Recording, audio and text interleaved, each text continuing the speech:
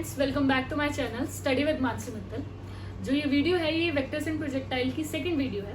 First video में मैंने आपको बताया था वेक्टर्स को कैसे सब्ट्रैक्ट करते हैं एंड ऐड करते हैं लॉज के साथ। अब इस वीडियो में मैं आपको बताऊंगी कि वेक्टर्स को कैसे मल्टीप्लाई करते हैं। सो वेक्टर्स को मल्टीप्लाई करने सिखाने से पहले एक बेसिक चीज़ मैं आपको बताना चाहती हूँ, जो कि है यूनिट वेक्टर्स। तो पहले हम यूनिट वेक्टर्स की बात करते हैं, फिर हम आगे चलेंगे। सो यूनिट वेक्टर्स क्या होते हैं? जैसे कि आपको पता है वेक्टर्स के अंदर दो चीजें होती है, magnitude and direction. So unit vectors वो वाले वेक्टर्स होते हैं जिनकी मैग्नीट्यूड 1 कंसीडर की जाती है। कंसीडर नहीं करी जाती, उनकी मैग्नीट्यूड होती ही 1। उनकी कोई डायरेक्शन है बट उनकी जो मैग्नीट्यूड है वो 1 है। उन्हें कहते हैं हम लोग unit vectors. That's why unit नाम दिया गया है उसका। सो बेसिकली जैसे कि आपको पता है वेक्टर्स जो हम ये पढ़ रहे हैं ये 3D डायमेंशंस के अंदर पढ़ रहे हैं। हमारे पास 3 axis, X axis, Y axis, X axis, Y axis and Z axis. ये तीनों एक्सिस एक दूसरे पे परपेंडिकुलर है, तभी ये 3 डायमेंशंस बनता है। जो हम देख रहे हैं ये 3D, ये जो बोर्ड है ये सिर्फ 2D दिखा पा रहा है, इसलिए जो जेड एक्सिस है आप वो कंसीडर करो कि वो बोर्ड से बाहर की तरफ निकल कर आ रहा है, कुछ इस तरह से। एक्स एक्सिस इस डायरेक्शन में, वाई एक्सिस उस डायरेक्शन में, जेड एक्सिस इस तरह से बाहर की डायरेक्शन में। बाकी एक्सिस को कंसीडर करना ये अगेन एक रिलेटिव टर्म है, यानी कि हम ऐसा नहीं है कि ये एक्स एक्सिस है तो ये ही हमेशा एक्स एक्सिस रहेगी, नहीं।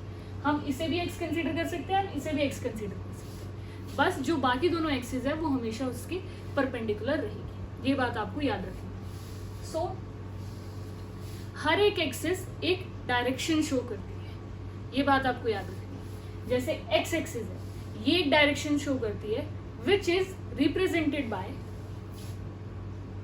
आई। वाई भी एक डायरेक्शन शो करती है represented by J, and Z axis भी एक डायरेक्शन शो करती है रिप्रेजेंटेड बाय के।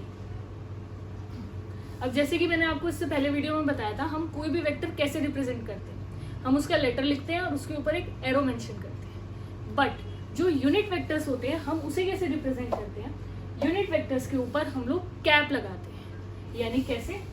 ऐसे।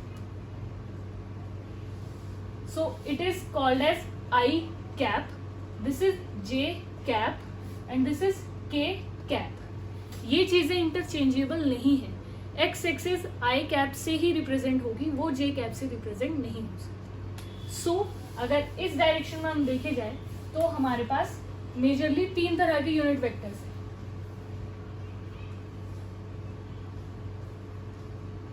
I cap in X axis direction,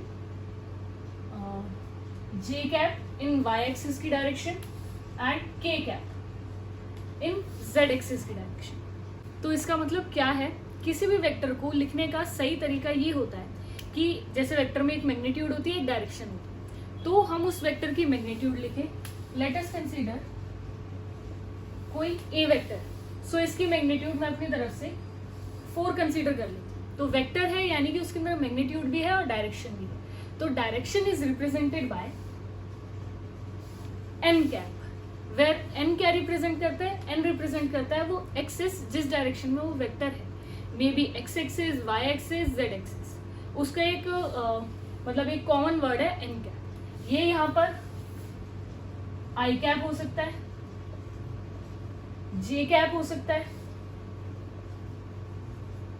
या के कैप हो सकता है। यानी कि ये चीज इसकी डायरेक्शन शो कर रही है जो कि एक यूनिट वेक्टर है, और 4 इसका मैग्नीट्यूड शो कर रहा है। ठीक है, आई होप ये वाली बात आपको क्लियर है।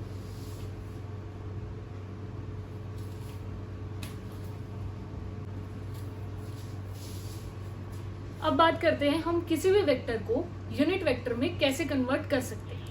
अब देखो, लेट अस कंसीडर एक वेक्टर है जिसकी वैल्यू है 4i cap plus 8j cap plus 9k। अब देखो ये वाली सब चीजें आपके लिए थोड़ी सी नहीं है, आप बार बार इन चीजों को पढ़ोगे तो आपको समझ में आ जाएंगे। अब मैंने इस वेक्टर में 3 डायरेक्शंस बनाई। अब इस बात का मतलब क्या? इस बात का मतलब है ये वेक्टर कोई डायरेक्शन, कोई ऑब्जेक्ट है जो कि 3D ऑब्जेक्ट है।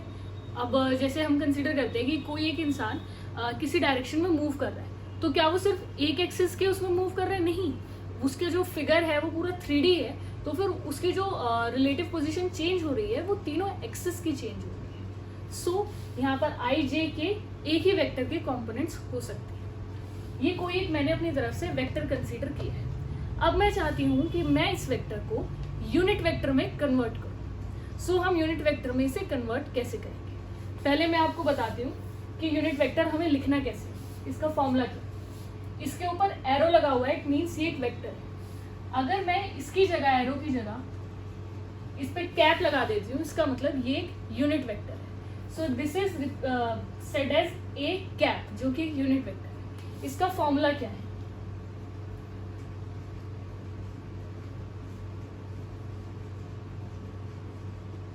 अब आपको इस फॉर्मूले को कोई रटने की जरूरत नहीं है, आप इसको समझो।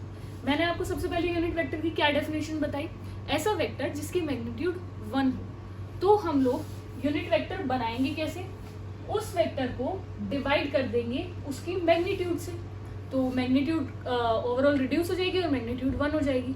तो फॉर्मूला हो गया ए कैप का A vector upon magnitude of A vector. हम किसी भी चीज की मैग्नीट्यूड को इससे रिप्रेजेंट करते हैं, उसके बाहर दोनों एक ऐसे लाइन लगा के, स्ट्रेट लाइन लगा के, which is known as mode या मॉड्यूलस, वो मैग्नीट्यूड को रिप्रेजेंट करता है। सो आई होप ये वाला फॉर्मूला आपको क्लियर है। अब मैं ये बताती हूँ कि ये हम लोग मैग्नीट्यूड निकालेंगे कैसे। मैग्नीट्यूड का भी एक बेसिक फॉर्मूला होता है। मुझे ए का मैग्नीट्यूड चाहिए, तो ए के मैग्नीट्यूड के लिए मुझे क्या करना है, इसके सारे कॉम्पोनेंट्स में आपको दिख रहा है, देखो एक ही कॉम्पोनेंट है जिसकी डायरेक्शन आई कैप है, मैग्नीट्यूड 4 है। एक ये कॉम्पोनेंट है, डायरेक्शन जे कैप है, मैग्नीट्यूड 8 है। सिमिलरली एक ये कॉम्पोनेंट है, डायरेक्शन के कैप है, मैग्नीट्यूड 9 है। सो ओवरऑल मैग्नीट्यूड क्या होगी ए वेक्टर की, अंडर रूट हर किसी कॉम्पोनेंट के मैग्नीट्यूड का स्क्वायर, 4 का स्क्वायर प्लस 8 का स्क्वायर प्लस 9 का स्क्वायर।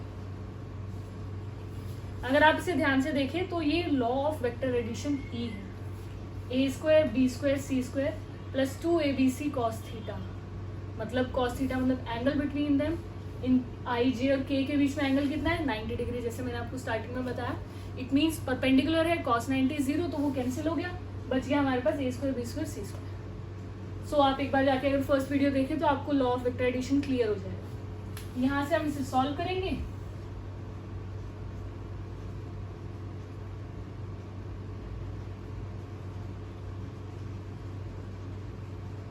और हमारे पास मैग्नीट्यूड की वैल्यू आ जाएगी। उस मैग्नीट्यूड को उठा के हम यहाँ रख देंगे और हमारा ए कैप आ गया। यानी किसी भी वेक्टर को यूनिट वेक्टर में कन्वर्ट करने का ये तरीका है। सो लेक्चर को ज़्यादा एक्सटेंड नहीं करते हैं, मैं क्लास को ज़्यादा स्ट्रेच नहीं करती हूँ, इस वीडियो को हम लोग यही एंड करते हैं। एंड इससे नेक्स्ट वीडियो में मैं आपको मल्टीप्लिकेशन ऑफ वेक्टर्स सिखाऊंगी। Thank you.